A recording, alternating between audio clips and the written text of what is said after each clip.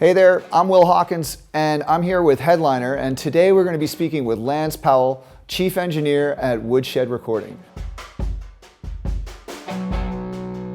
Can you tell me a little bit about how you use the Anubis module within your day-to-day work? So the Merging Tech Anubis that I have here, I incorporate that into all of my studio work I do, really. And when I go into studios, I take it with me as well, just so I've got the same system everywhere I go. The thing sounds great. It stands up to any studio converter I've ever put it up against. And it's easy and quick to set up as well and get going. So if I come in here, I'll bring in here. If I'm just doing overdubs of vocals and guitars and things like that, I'll plug straight into that and go into my system. If I'm on the road and I go into any other studio and I'm doing overdubs in there, I'll take it in as well and pretty much make myself completely self-sufficient with it as well. So I don't have to worry about the studio's gear and anything that breaks in there and any noises I have or any little quirks I have. I can just plug straight into here, within minutes be up and running, and do that with no compromise in sound as well. I understand that the preamps for the Anubis are pretty special. Can you explain why that is? The Anubis preamps are really great. I really like them. Tons of clean gain on them.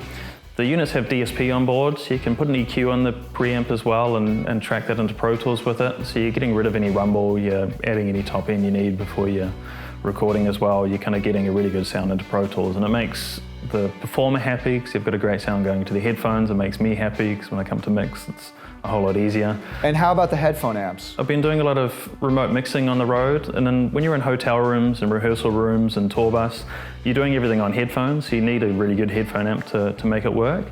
And since using the Anubis and mixing on headphones, when I go into studios to check things before sending them off, there's not a whole lot I have to change. Like, what you hear really is what you get. Whereas on some of the more kind of prosumer and middle of the road interfaces that you see a lot around the place, it's not quite the same thing. It sounds a lot different. So the Anubis, I've been really impressed with that. I understand that there are two different missions within the Anubis module. Can you explain a little bit more about that for us? So the Anubis has two missions. One is the music mission, one is the monitor mission, and it basically reconfigures the software inside the unit depending on what you want to do and what you're trying to achieve.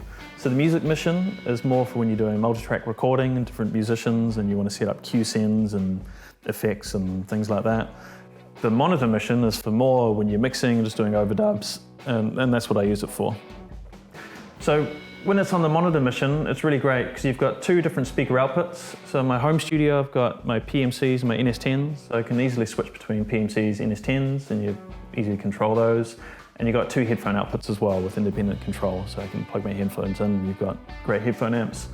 The touchscreen is really handy as well, because within Pro Tools I can send out different outputs to the touchscreen. You can select what you're listening to. So I'll always have my mix. I always get a reference song in Pro Tools. It might be the rough mix, and I'll send that out as well. So at the touch of a button, I can flick between my mix and the rough mix. When I'm doing mix revisions as well, I'll send out the previous mix to a different button on the touchscreen so I can hear what the previous mix sounded like versus my current mix versus the rough mix as well. And then you can also send out, from anywhere in your Pro Tools session as well, an extra output. So what I do, there's always a few things I have on my master bus in Pro Tools. So I've set up a send that goes out before my master bus so I can hear what the mix is sounding like before any compressors or anything like that on the master bus sounds like. All of the touch and buttons, so it's really great for that. You can also check things in mono on here. You can also mute different speakers if you'd like.